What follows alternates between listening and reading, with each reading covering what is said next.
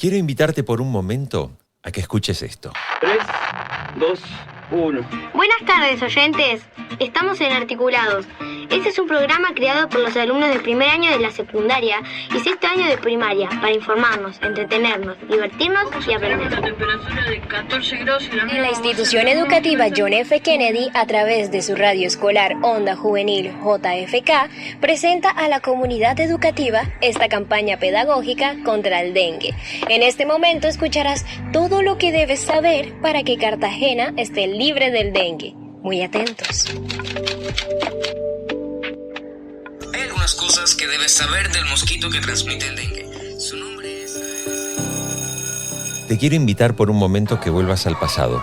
Recuerdes cuando ibas al colegio, ya sea que estabas en la primaria o que estabas en la ESO o en el bachillerato. Seguramente tengas muchos recuerdos de qué aburrido estar en una clase, a veces había docentes que eran un coñazo y otras veces había docentes que eran interesantes. Pero si te digo que hay una fórmula que sirve para motivar a los estudiantes a fomentar, por ejemplo, el trabajo en equipo y el trabajo colaborativo, que hay una fórmula que te sirve para mejorar la expresión oral y escrita, o que esa misma fórmula estimula la idea de ser emprendedor, que se puede además fomentar o favorecer, mejor dicho, la educación en valores. ¿Esa fórmula te gustaría? Bueno, si lo quieres hacer, pon en marcha en un colegio una radio escolar y vas a conseguir todo esto.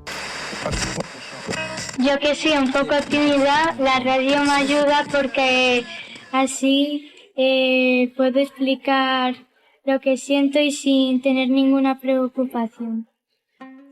Yo cuando vine por primera vez estaba muy asustada porque ya había mucha gente aquí y estar hablando por primera vez con un micrófono me asustaba mucho y encima de equivocarme pero al final ya se me ha quitado la vergüenza y ya vengo aquí y lo digo todo directamente. Este es el resultado del informe de situación de la radio escolar en España que se publicó a finales del año 2024, que tiene la firma del Ministerio de Educación junto a la Fundación COPE y ESIC University. Quiero darte algunos datos que me parecen sumamente relevantes de este informe que te compartimos en nuestra newsletter AudioGen si te lo quieres descargar. Se hizo una encuesta entre más de 2.000 colegios, centros educativos. Sobre ese total, 595 centros admiten que utilizan la radio como un recurso educativo. ¿Quiénes están detrás de impulsar el desarrollo de la radio escolar? Las grandes marcas de radio están acercándose a los colegios, a los centros educativos para trabajar en conjunto y buscar el futuro de sus oyentes o de sus profesionales.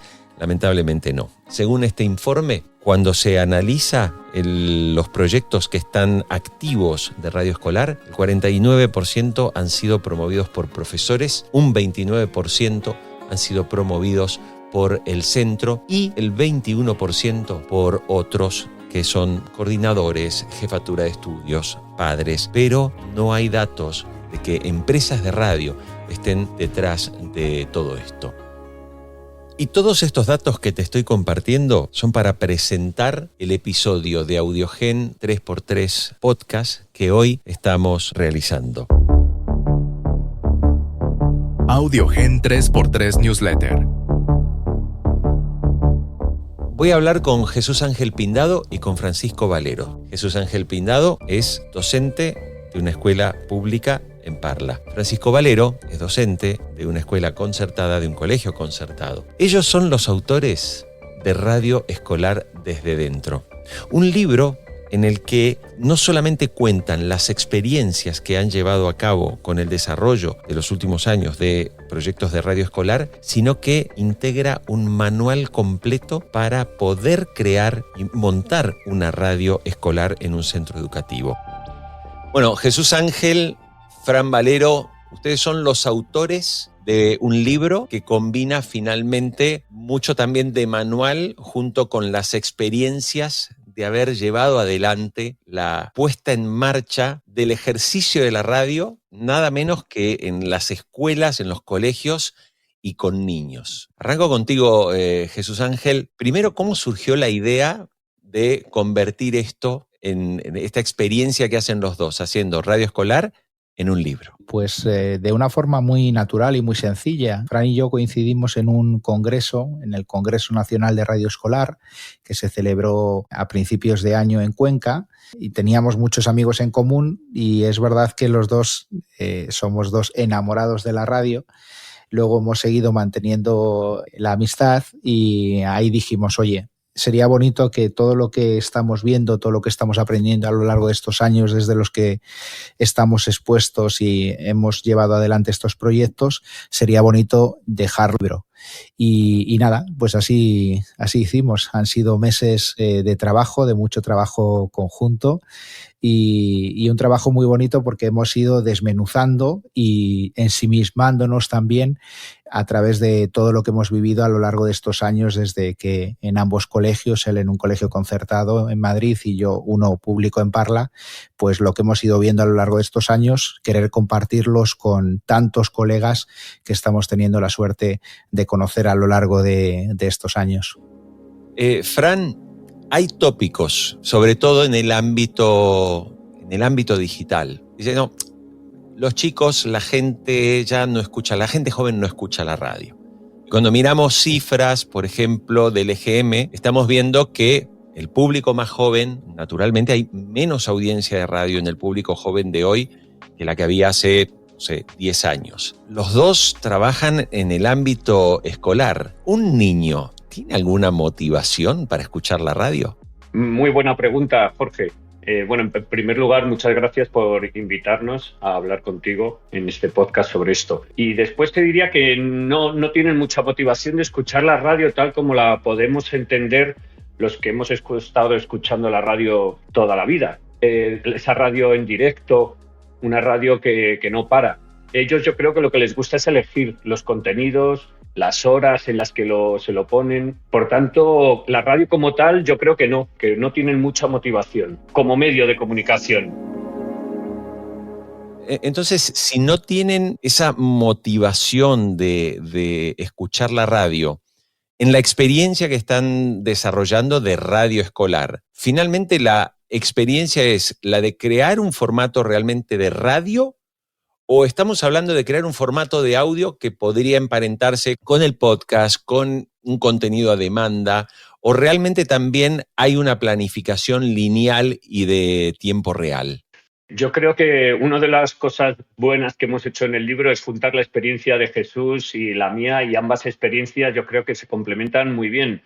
Digamos, si la radio, entendemos la radio como un medio de comunicación con esos contenidos de manera lineal, eso vendría a ser el hardware, ¿no? Y yo estoy más preocupado con el software. Jesús es especialista, yo creo, en el conocimiento de la radio lineal, y yo creo que su radio sí tiene más potencia, más similitudes con un medio de comunicación como pueda ser la radio. Lo mío es más el podcast. O sea, que te divido la pregunta y una se la tengo que pasar a Jesús, que te va a responder con más precisión.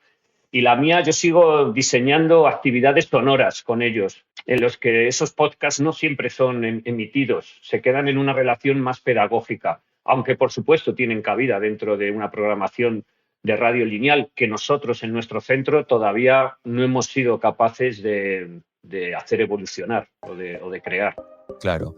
Y Jesús Ángel, entonces, ¿cómo es el caso de la experiencia que estás desarrollando trabajando la radio lineal, la que exige estar conectado en directo? Pues bueno, esa experiencia, fíjate que los alumnos con los que llevamos a cabo este proyecto son alumnos de primaria, ¿no? Sobre todo con los cursos superiores de primaria, desde cuarto, quinto, sexto, son los que tienen un mayor protagonismo en nuestra radio, ¿no?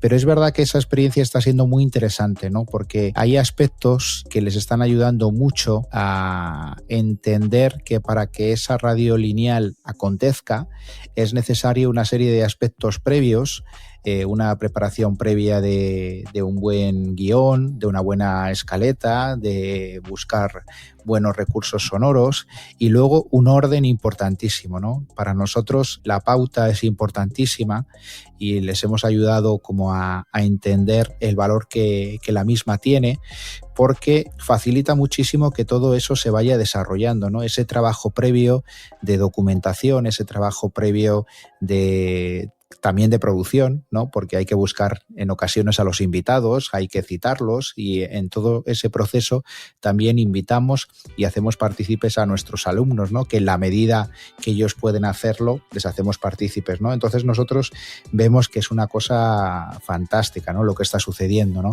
La radio en directo, sobre todo, la desarrollamos en aquellos momentos en los que vienen rostros conocidos a nuestro estudio, ¿no? Que hemos tenido la suerte que a lo largo de estas 3 temporadas han pasado por nuestros estudios numerosos rostros conocidos, ¿no? Del mundo de la comunicación o del mundo del cine. Y esos momentos de un directo, de una entrevista con un rostro conocido, son momentos verdaderamente mágicos, donde a los coordinadores del proyecto, Miguel Ángel Chavero y un servidor, nos quedamos boquiabiertos de ver de lo que son capaces nuestros alumnos ante un directo, ¿no? Tú mencionas la idea de llevar a personajes conocidos, ¿no? La particularidad es que probablemente los chicos quizás no conocen a esas figuras, porque ellos no son consumidores. ¿Cómo es ese momento de la experiencia de un chico preguntándole a alguien que dicen que es un fenómeno de la radio, pero que para ellos no representa, digamos, es un señor que ha venido a hacer el programa?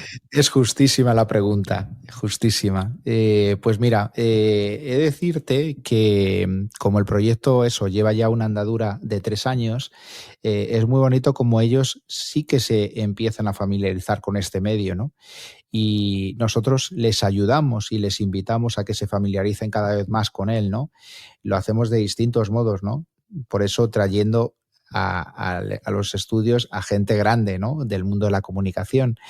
Por otro lado, visitando, ¿no? Esos estudios, ¿no? Visitando la radio, hemos podido visitar las instalaciones del grupo Ábside Media, de COPE, de Cadena 100, hemos visitado también las instalaciones de la cadena SER, de los 40 principales, de Cadena Dial. Entonces, esas visitas son para ellos muy importantes porque algunos de ellos sí que cuando, por ejemplo, van en el coche al cole o sus padres escuchan a un Javi Nieves, pues por las mañanas cuando van al cole, de camino al cole, van escuchando a Javi Nieves, y que Javi Nieves sea el padrino de nuestra radio, pues para ellos sí que es algo significativo. Y a nosotros los viernes nos gusta hacer una playlist por su Fran, recién decías, tu trabajo se enfoca más en una línea de ese audio on demand, de podcast. Pero estamos en una época, Fran, en la que definitivamente la adicción es visual. Y entre los chicos también. Al momento de trabajar con ellos, ¿cómo llevas adelante el proceso de metemos imágenes o nos quedamos solo con el audio? Pues desde el principio que los metemos en el estudio de radio y cuando se enfrentan al micrófono y a su propia voz, intento siempre sorprenderles con páginas de sonidos, bibliotecas, que cierren los ojos, que escuchen. Les voy poniendo ejemplos también que hemos ido haciendo a lo largo de estos años de otros compañeros, y se dan cuenta que realmente no hace falta más que la palabra y el sonido. No me reclaman mucha imagen, ya hacen otras actividades con imagen y entiendo la escuela como un lugar donde poderles permitir todavía que escriban a bolígrafo, que hablen, que cuiden la palabra, que graben sus palabras, como un lugar donde luego quizá en sus casas van a estar con las pantallas, van a estar... es decir, la escuela todavía como un lugar donde van a poder hacer cosas que quizá en el resto de su vida ya no las vuelvan a hacer, como pueda ser escribir a bolígrafo. Realmente nunca me han reclamado todavía ponerle imágenes. Siempre he trabajado mucho, soy el profe de lengua y literatura además, entonces el uso de la palabra, el hecho de poder, no sé, proponerles un concurso telefónico tipo Kahoot o otras plataformas que gamifican, pero hacerlo sin el recurso de la imagen. Jesús y yo estamos muy de acuerdo completamente en este asunto. Cuando al alumno le despojamos de la imagen y le dejamos solo con la palabra, se convierte en otra cosa, más exigente para ellos, pero con mucho poder de atracción. Les quiero preguntar, esto es un poco a los dos, ¿cuál es la finalidad de lo que están haciendo al apostar por audio y radio? En mi caso tengo muy claro que es una herramienta pedagógica de primer nivel que sirve para que los alumnos no se nos desenganchen de los contenidos que a veces estamos obligados, otras los programamos en función de cada edad, las cosas que tienen que aprender desde todas las materias, y mi obsesión y mi finalidad es que aprendan realmente los contenidos y que a partir de ahí puedan desarrollar ellos otros nuevos, ¿no? Entonces, todos los formatos radiofónicos, la verdad es que toda esta gran ciencia de la radio y de sus formatos del siglo XX, pues me vienen muy bien para comenzar con ellos y decirles, esto es un reportaje, vamos a ver qué elementos tiene y vamos a hacer uno sobre la generación del 98. Vosotros os dedicáis a Unamuno, vosotros a Pío Baroja, vosotros a Valle Inclán, y vamos a ver qué escuchaban ellos, cómo a desarrollar sus textos. O sea, que el nivel de complejidad va un poco también en función del currículum y de la edad de los alumnos. Así que la finalidad, Jorge, aprender. Yo te escucho y pienso un poco, sobre todo en una época tan marcada por las visiones polarizadas, ¿no? Ideológicas. Cuando te escucho, pareciera que estás favoreciendo algo que parece que se ha perdido mucho, ¿no? Que es el pensamiento crítico. O sea, la idea de que de alguna forma la radio, el audio, siempre ofreció incluso una mirada mucho más amplia, de múltiples voces, etcétera, que también ayudaban a que el oyente, y es lo que sigue haciendo la radio en gran medida, ayudan a que el oyente pueda ir sacando conclusiones, aunque hayan sesgos, puede ir sacando conclusiones y elaborando su propio pensamiento crítico con esa apuesta en el mundo del audio. O sea, yo te escucho y pareciera que estás promoviendo algo de todo eso, ¿no? Sí, si eso es así, sin duda, Jorge, sí, estoy completamente de acuerdo con todo lo que has dicho, y efectivamente a mí me interesa ponerles por ahora que conozcan las herramientas para poder expresarse ellos a través de la escucha, del habla, y que efectivamente desarrollen el pensamiento crítico, porque lo necesitamos. Es nuestra madera dentro de este océano polarizado al que mencionas, por supuesto. Y Jesús, que te enfocaste más en la radio, ¿cuál es, digamos, la finalidad de este trabajo que estás desarrollando? Pues comparto lo mismo con Fran, ¿no? Que es una herramienta idónea a estos tiempos en los que nos encontramos y con estos alumnos nativos digitales con los que nos encontramos, ¿no? Entonces veo que es una herramienta que educa, ¿no? Y como citando a Gorka Zumeta en el epílogo del libro, decía que es una herramienta que no tiene contraindicaciones, ¿no? Y eso no creo que sea una cosa que podamos decirlo de todas las herramientas metodológicas que se utilizan y que están tan de moda, ¿no? Ha sido una cosa que me ayudaba a reflexionar, ¿no? Comparto lo que decís, ¿no? Porque yo también lo veo, ¿no? En un momento en el que estamos hiper informados, es un momento en el que la confusión es cada vez mayor. Entonces creo que tenemos una responsabilidad como muy importante como docentes, en primer lugar, identificar qué información es veraz y qué información no es veraz. Eso es un trabajo importante que hacemos, ¿no? De cribar la información y de ayudarles a decir, oye, te están vendiendo un gato por liebre, ¿no?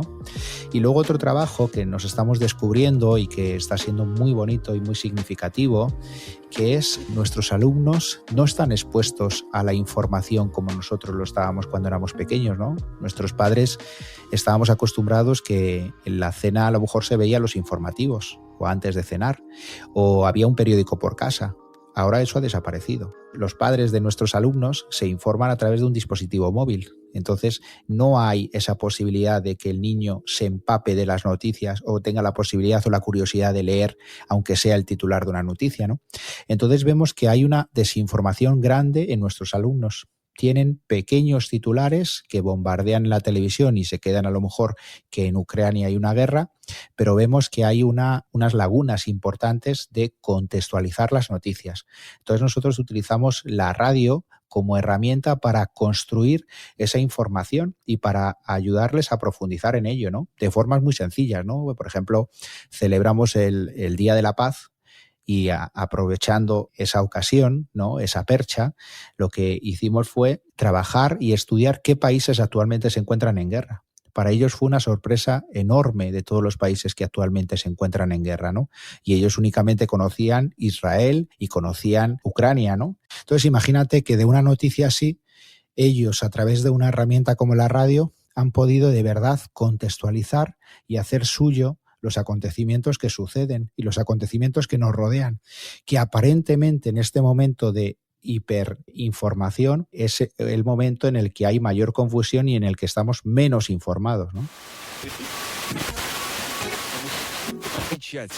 ¿Qué crees tú, como oyente de radio, que además está trabajando con niños, justamente promoviendo la radio? ¿Qué crees que la radio debería mejorar o qué crees que la radio debería modificar para que precisamente esos chicos que hoy están aprendiendo luego se conviertan verdaderamente en oyentes y no terminen prescindiendo, como ya está pasando con una parte de una generación que ya no registra la radio como medio? Me parece que tendríamos que hacer una reflexión previa, ¿no? Dentro de la industria de la radio, pero también esto valdría la educación o valdría como uno trabaja o como uno... No, yo hago esto porque siempre lo he hecho así. Cuando uno se descubre diciendo siempre lo he hecho así y lo sigo haciendo así, me parece que es una posición pobre, ¿no? Y mediocre. Entonces creo que es muy importante, tanto de la industria de la radio, que es justo del tema que estamos tratando esta noche, que reflexionemos que porque siempre se haya hecho así no quiere decir que no haya nuevos modos de comunicar y de llegar al oyente, ¿no? Y creo que eso es una reflexión que la industria de la radio tiene muy presente y creo que está haciendo un esfuerzo importante a la hora de mirar a la cara esa pregunta, ¿no? ¿Qué aspectos creo que podrían ser interesantes? Una pregunta que a lo largo de estas semanas varios medios nos han hecho, ¿no? De un modo u otro, ¿no? Y yo veo que hay un punto importantísimo, es decir, hacerles partícipes a ellos, ¿no? Hay muchos modos de hacerles partícipes y de hacerles protagonistas de este medio, ¿no? En nuestra época era muy habitual, ¿no?, que invitaban a los niños a los programas de televisión, ¿no?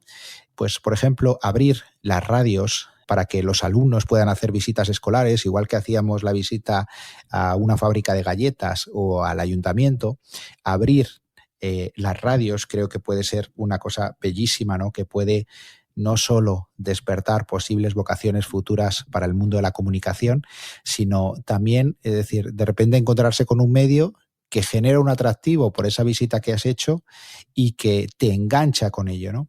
Y luego, respecto a la programación, pues es muy importante. Hacemos estudios de mercado y esos estudios de mercado siempre los hacemos con los adultos, ¿no? Porque pensamos que es el que nos da dinero, pero un niño da mucho dinero en ese sentido a nivel de negocio. Entonces, habría que preguntar, habría que ir a los colegios y hacer e investigar qué les interesa a ellos, qué les gustaría escuchar, a quién les gustaría entrevistar. Y creo que eso es una cosa que ya muchos van teniendo, ¿no?, en la cabeza y que ya muchos formatos lo están haciendo, ¿no? Cadena 100 lo hace con los niños y Jimeno desde hace muchísimos años con mucho éxito. Lo hace también en el programa de Alsina por las mañanas de Onda Cero. También hay una sección muy, muy interesante y muy, muy divertida en la que algunos niños van a hacer distintas visitas a sitios muy, muy distintos entre ellos y cuentan cómo están viviendo esa experiencia. Entonces, hacer partícipes y introducir a los niños y introducir a los jóvenes dentro de esos espacios que principalmente son para contenido de adultos que los escuchan, creo que puede ser una cosa muy interesante. Igual que la programación cada vez es menor para los jóvenes, creo que sería importante tener esto en la cabeza y que podría ayudar mucho. Es así como las dos cosas que me vienen así a la cabeza de primeras. Jesús y Fran, les quiero agradecer mucho estos minutos, haber compartido lo que es la experiencia de crear un libro, pero sobre todo lo que ustedes están viendo a partir de ese contacto y permanente con los chicos. Así que de verdad que les agradezco a los dos.